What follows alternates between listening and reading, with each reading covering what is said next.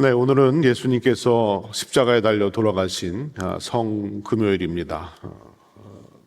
성금요일이라는 말을 영어로는 Good Friday라고 부르는데요. Good Friday, 문자 그대로 해석을 하면 좋은 금요일이라는 뜻이 됩니다. 여러분, 이 좋은 금요일이란 말이 이해가 되십니까? 왜 좋은 금요일일까요? 어떻게 좋은 금요일이 될 수가 있습니까? 예수님이 돌아가셨는데, 예수님이 상상도 할 수 없는 고통 속에서 십자가에서 돌아가셨는데 어떻게 좋은 금요일이라고 말할 수가 있는 겁니까? 만약에 여러분들의 부모님이 돌아가셨는데 누군가가 문상을 가서 좋은 날입니다 라고 얘기하신다면 이해가 되지 않으실 겁니다. 굉장히 기분이 나쁠 겁니다. 그렇다면 예수님이 돌아가신 이 날을 왜 좋은 금요일이라고 했을까요? 나쁜 금요일이라고 해도 시원치 않은데 왜 굿 프라이데이라고 사람들은 이야기를 하는 것일까요? 사실 예수님의 죽음이 또 예수님이 돌아가신 이 날이 좋은 금요일이라는 것을 이해를 하려면 예수님의 십자가가 승리의 십자가라는 것을 우리가 이해할 수 있어야 합니다. 그래서 오늘 저녁에는 십자가의 죽음이 어떻게 승리의 죽음이 될 수 있었는가, 그리고 또한 예수님께서는 왜 우리를 위해서 십자가를 지셨는가, 바울은 왜 예수 그리스도의 십자가를 실패의 십자가 그리고 패배의 십자가라고 부르지 아니하고 승리의 십자가라고 말하고 있는가 하는 것을 여러분과 함께 좀 생각해 보려고 합니다. 자, 예수님의 십자가가 승리의 십자가인 것은요, 완전한 속죄를 이루셨기 때문입니다. 14절 말씀을 보시면 우리를 거스르고 불리하게 하는 법조문으로 쓴 증서를 지우시고 제하여 버리사 십자가에 못 박으시고 라고 되어 있습니다. 여기서 말하는 우리를 거스르고 불리하게 하는 이 법조문으로 쓴 증서, 이 말이 무슨 말입니까? 법조문은 구약의 율법을 이야기하는 겁니다. 율법은 인간을 향해서 항상 단호합니다. 무수한 규정과 규칙들을 정해놓고 언제나 인간에게 지키라고 하고 지키지 못하는 인간들을 좌절하게 만드는 것이 율법이었습니다. 율법의 모든 조항들을 지켜낼 사람은 아무도 없었기 때문에 사람들은 항상 율법 앞에서 죄의식을 가지고 살아갈 수밖에 없었습니다. 율법에 미치지 못하는 것들은 모두 죄였고 인간은 항상 죄의 목록들을 달고 살아야 했던 겁니다. 그것이 바로 증서라는 얘기입니다. 일종의 범죄 기록입니다. 이 크리미널 레코드 같은 거죠. 범죄 기록을 가지고 살아간다고 생각해 보십시오. 항상 자유롭지가 못할 겁니다. 항상 불안하고 초조합니다. 과거에 지은 죄 때문에 나의 앞길이 막힌다라는 생각을 할 수밖에는 없을 겁니다. 늘 속을 끓이면서 살아야 하는 것이고 혹시라도 나의 범죄 사실이 다른 사람들에게 알려지면 어떡할까라는 걱정으로 살아야 할 것입니다. 그럼에도 골로새 교회의 율법주의자들은요, 더 많은 율법의 조항들을 만들어냈습니다. 그리고 그것을 지키라고 강요를 했습니다. 이에 사도 바울은 단호하게 얘기합니다. 이미 예수님께서 십자가에서 우리의 죄의 목록을 다 지워버리셨기 때문에 더 이상 율법에 얽매여 살지 말고 자유하라고 이야기를 하는 겁니다. 그렇습니다. 우리는 우리가 지은 죄를 스스로 해결할 수 없습니다. 벌금을 내고 사회 봉사 활동을 하고 징역을 살아서 해결될 죄가 아니라는 겁니다. 영원히 죽어야 될 죄, 그 어떤 대가를 치르고도 사함을 받을 수 없는 그 죄를 예수 그리스도께서 십자가를 지심으로 말미암아 용서해 주셨다는 사실을 여러분 잊지 마시길 바랍니다. 우리는 우리의 죄를 뒤집어 쓰신 예수 그리스도로 인해서 이 땅을 자유하며 살아갈 수가 있습니다. 갈라디아서 3장 13절에 보시면 바울이 이런 말을 합니다. 그리스도가 우리를 위하여 저주를 받은 바 되사 율법의 저주에서 우리를 속량하셨으니 기록된 바 나무에 달린 자마다 저주 아래 있는 자라 하였음이라. 재판장이신 하나님께서 당신의 아들 예수 그리스도를 저와 여러분을 대신해서 죽게 하심으로 말미암아 우리가 죽지 않고 죄로부터 해방될 수 있었다라는 말입니다. 여러분, 왜 이것이 승리입니까? 예수께서 저희들을 대신해서 죄를 이기셨기 때문에 승리인 겁니다. 여러분, 운동 경기를 보면요, 모든 선수가 다 운동장에 나가서 뛰는 것은 아닙니다. 벤치에 앉아있는 사람들도 있습니다. 하지만 그 팀이 우승을 하면 그 우승의 감격과 승리의 기쁨을 모든 선수들이 함께 누리는 겁니다.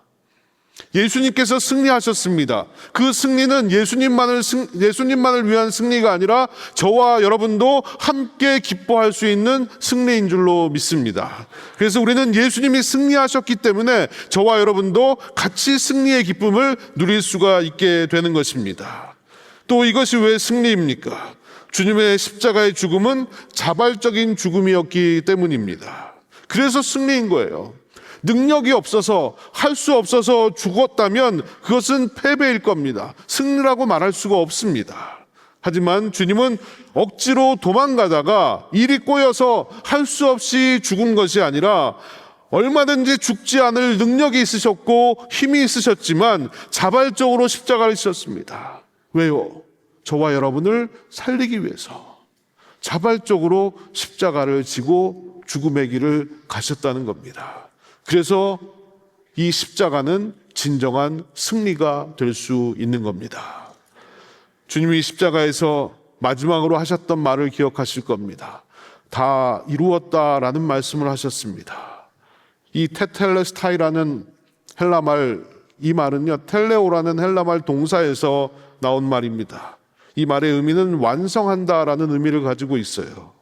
여러분, 진 사람이 다 이루었다라고 말할 수는 없는 겁니다. 예수님은 파산 상태인 내가 지불할 수 있는 능력이 없다는 것을 아시고 자신의 능력으로 모든 죄의 빚을 해결해 주신 줄로 믿습니다. 주님은 내가 일부를 갚을 테니까 나머지는 네가 알아서 해라 라고 얘기하지 않으셨다는 거예요. 히브리서 9장 26절의 말씀처럼 그리스도께서는 단 한 번 오셔서 자신을 제물로 드림으로 모든 죄를 깨끗하게 하셨습니다. 주님은 십자가에서 우리의 모든 죄를 단번에 깨끗하게 해 주신 줄로 믿습니다. 그래서 다 이루었다라고 말씀하신 것이고 그것은 완전한 속죄를 이루신 것이고 완전한 승리를 이루신 줄로 믿습니다. 그래서 예수님의 십자가는 승리의 십자가인 겁니다. 두 번째로 주님의 십자가가 실패의 십자가나 패배의 십자가가 아니라 승리의 십자가인 이유는 악의 세력을 물리치셨기 때문입니다. 그래서 이 십자가는요, 악에 대한 승리입니다. 15절은 이렇게 말하고 있습니다. 통치자들과 권세들을 무력화하여 드러내어 구경거리로 삼으시고 십자가로 그들을 이기셨느니라. 이 말씀은 바울이 로마의 개선 행진을 염두에 두고 기록한 말씀인 겁니다. 개선 행진에서 승리한 장군들은요, 진정한 승리를 거두었다라는 사실을 모든 사람들에게 보여주기 위해서 무장이 해제되고 완전히 녹초가 되어버린 패잔병들을 뒤에 세우고 따라오게 만듭니다. 포로들이 뒤를 따라오면서 사람들은 우리 군대가 이겼구나, 저 포로들의 모습을 보니까 우리 장군이 승리했구나라는 것을 확신할 수가 있는 겁니다. 승리의 사실은 더 이상 몇몇 사람들만 알고 있는 비밀이 아니라 모든 사람들에게 만천하에 드러난 사실이 되는 겁니다. 그래서 개선 행진을 통해서 우리 군이 승리했다는 것을 모든 사람들에게 보여주었던 것입니다. 여기서 통치자들과 권세들이란 악을 조장하는 세력을 얘기합니다. 곧 사단을 얘기하는 거예요. 주님은 십자가에서 사단을 이기시고 사단의 무장을 해제시키셨다라는 사실입니다. 사단은 무기를 빼앗기고 포로가 되었습니다. 그 모든 일을 은밀히 하신 것이 아니라 공개적으로 하셨다는 거예요. 누구든지 다 알도록 하신 겁니다. 그것이 바로 십자가였습니다. 그래서 십자가는 승리의 십자가인 겁니다. 그래서 십자가는 슬픔과 고통이 아닙니다. 십자가는 승리와 영광인 것입니다. 여러분은 십자가를 바라보시면서 어떤 생각을 하십니까? 고통당하신 주님을 생각해야 합니다. 또 나의 죄를 생각해야 됩니다. 또 나의 죄 때문에 회개의 눈물을 흘려야 합니다. 하지만 더 중요한 것이 있습니다. 저와 여러분은 십자가를 바라보면서 승리의 감격을 누릴 수가 있어야 된다는 겁니다. 기뻐 뛰면서 노래할 수가 있어야 됩니다. 이것이야말로 진정한 십자가의 승리이고 십자가가 우리에게 주시는 메시지라는 거예요. 여러분, 십자가의 승리는 계획된 승리였습니다. 하나님이 준비하시고 하나님이 계획하셨던 완전한 승리였습니다. 여러분, 누가 예수님을 십자가에 못 박았습니까? 가룟 유다인가요? 유대 지도자들인가요? 아니면 로마 군병들이었던가요? 아닙니다. 그러면 누구인가요? 나 때문인가요? 그렇습니다. 저와 여러분 때문에 예수님은 십자가를 지셨습니다. 하지만 더 정확히 말하면 하나님께서 당신의 아들 예수 그리스도를 십자가에 못 박으셨다는 겁니다. 그래서 십자가가 승리의 십자가일 수 있는 거예요. 이미 창세기에 예언된 말씀을 그대로 이루시고 승리하신 겁니다. 우리가 원시복음이라고 말하는 창세기 3장 15절 말씀에 보면 내가 너로 여자와 원수 되게 하고 내 후손도 여자의 후손과 원수가 되게 하리니 여자의 후손은 내 머리를 상하게 할 것이요 너는 그의 발꿈치를 상하게 할 것이라. 여러분, 여자의 후손 예수 그리스도는 사단의 머리를 상하게 하셨고 사단은 예수 그리스도의 발꿈치를 상하게 한 겁니다. 그것이 바로 십자가에서 이루신 사건이라는 겁니다. 사단은 이미 십자가에서 패했습니다. 그렇다면 왜 여전히 사단이 활동을 하고 있는 것입니까? 그것은 아직 구원의 드라마가 끝나지 않았기 때문입니다. 사단은 머리를 상했지만 아직도 살아 있습니다. 하지만 아무런 제약 없이 우리를 아무렇게나 무차별하게 공격하는 것은 아닙니다. 그럴 수 없습니다. 단지 우리를 속이고 우리를 유혹할 뿐입니다. 사단은 여전히 우리를 속이고 우리를 유혹하고 있습니다. 그때마다 십자가에서 이기신 예수 그리스도를 생각하시기를 바랍니다. 헨리 블랙컵이라는 신학자는 이런 말을 했습니다. 신자는 결코 승리를 향해 달려가지 않는다. 이미 승리자로 살아갈 뿐이다. 그렇습니다, 여러분. 우리는 이미 승리한 줄로 믿습니다. 두려워하지 마십시오. 주님은 말씀하셨습니다. 세상에서 너희가 환난을 당하나 담대하라. 내가 세상을 이기었노라. 또한 사도 바울은 얘기합니다. 그러나 이 모든 일에 우리를 사랑하시는 이로 말미암아 우리가 넉넉히 이기느니라 라고 이야기했습니다. 여러분, 이 고백을 마음에 새기면서 사시길 바랍니다. 십자가가 승리이기에 저와 여러분도 승리한 줄로 믿습니다. 여러분, 내가 여전히 힘겨운 삶을 살아간다 할지라도, 여전히 죄 가운데 방황한다 할지라도, 여전히 세상의 유혹 가운데 빠져든다 할지라도 나는 십자가를 통해서 구원을 얻었고 나를 살려내려고 예수님께서 십자가에 당신의 모든 것들을 내어주시고 희생하신 그 대가로 나는 하나님의 자녀가 되었다는 사실을 잊지 마시길 바랍니다. 사도 요한은 말합니다. 요한일서 5장 4절에 보니까 무릇 하나님께로부터 난 자마다 세상을 이기느니라. 세상을 이기는 승리는 이것이니 우리의 믿음이니라. 여러분, 믿음으로 승리하게 되는 것입니다. 에베네셀의 하나님, 과거부터 지금까지 인도하셨던 그 하나님, 또 임마누엘의 하나님, 지금 나와 함께 하시는 그 하나님, 여호와 이레의 하나님, 앞으로 미래에 나의 모든 삶을 예비하시는 그 하나님을 믿는 믿음으로 승리하며 이 땅을 살아가는 여러분들이 되시기를 간절히 바랍니다. 여러분, 우리는 과거에도 이 하나님의 은혜와 사랑으로 살았고 지금도 이 하나님의 은혜와 사랑으로 살고 있으며 앞으로 미래에도 이 하나님의 사랑과 은혜로 살아가게 될 것입니다. 우리가 이 믿음을 가지고 이 땅을 살아간다면 저와 여러분의 인생에는 반드시 주님의 승리가 함께 할 줄로 믿습니다. 여러분, 죄악 중에 잉태된 나를, 버려진 나를, 살 수 없는 나를 다시 살게 한 건 예수 그리스도의 십자가였습니다. 나를 죄로부터, 사단의 권세로부터 해방시키시고 새 생명을 얻게 한 것이 십자가이기에 저와 여러분은 바로 그 십자가가 바로 승리의 십자가라는 것을 나타내는 증거라는 것을 잊지 마십시오. 십자가의 승리가 나의 승리입니다. 이제 우리는 십자가의 증거가 바로 나 자신이라는 것을 깊이 깨닫고 나 자신이 예수 그리스도의 십자가를 증거하고 나타내는 삶을 살아야 한다는 것을 잊지 마십시오. 죄의 노예에서, 탐욕의 노예에서, 거짓의 노예에서, 불신의 노예에서, 상처의 노예에서 벗어나서 여러분 자유하시길 바랍니다. 여러분, 주님의 십자가는 죽음으로부터의 승리였습니다. 그렇습니다. 십자가는 오늘을 살아가는 나에게 내가 죽어야만 승리할 수 있다는 사실을 보여주는 겁니다.